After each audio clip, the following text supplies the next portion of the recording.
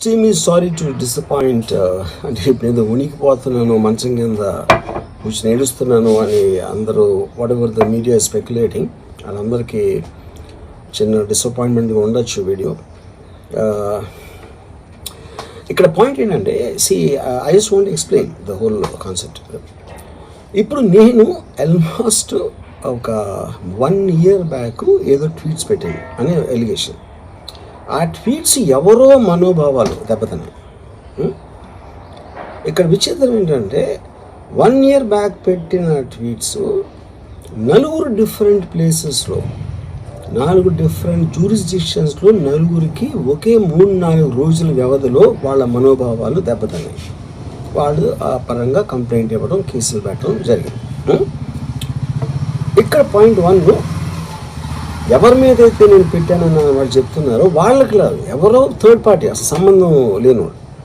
So ఆ కాంటెక్స్లో అసలు ఈ కేసు ఎలాగా, ఈ సెక్షన్స్ ఎలా వర్తిస్తాయి అనేది అప్పుడు ఆబ్వియస్గా నాకు వచ్చే అనుమానం కానీ, నాకు కానీ నా మనుషులు కానీ, ఇది ఒక పర్సిక్యూషన్ చేయటానికి ఒక పద్ధతి ప్రకారం ఉన్న ఎలవబుల్ లాస్ని వాడుతున్నారా, లేకపోతే ఇప్పుడు వరల్డ్ ఓవర్ ఒక ఫినామినా ఏం జరుగుతుందంటే, పొలిటికల్ పార్టీస్ వాళ్ళు they are weaponising the systems of the police. అది అమెరికాలో జరుగుతుంది, యూరోప్లో జరుగుతుంది, ఎక్కడ కూడా జరుగుతుంది.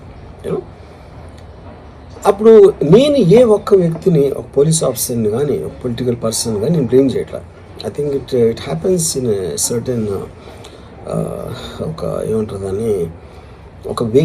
అది అందరూ కూడా ఎంతో కొంత అది చేయటానికి టెంప్టేషన్ ఉండొచ్చు.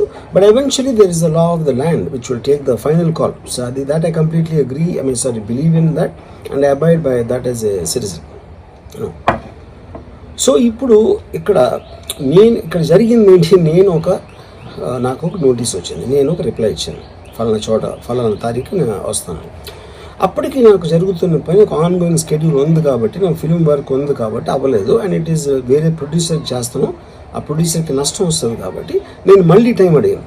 ఇదేంటి కేసు, ఇదేం అర్జెంట్ కేసు అంటే 1 year తర్వాత ట్వీట్ చూసిన అతనికి 1 weekలో అన్నీ అయిపోవాలనేది ఏమన్నా మీనింగ్ ఉంటుంది అసలు దానికి? So which basically means it is being done for purposes other than the urgency of the case.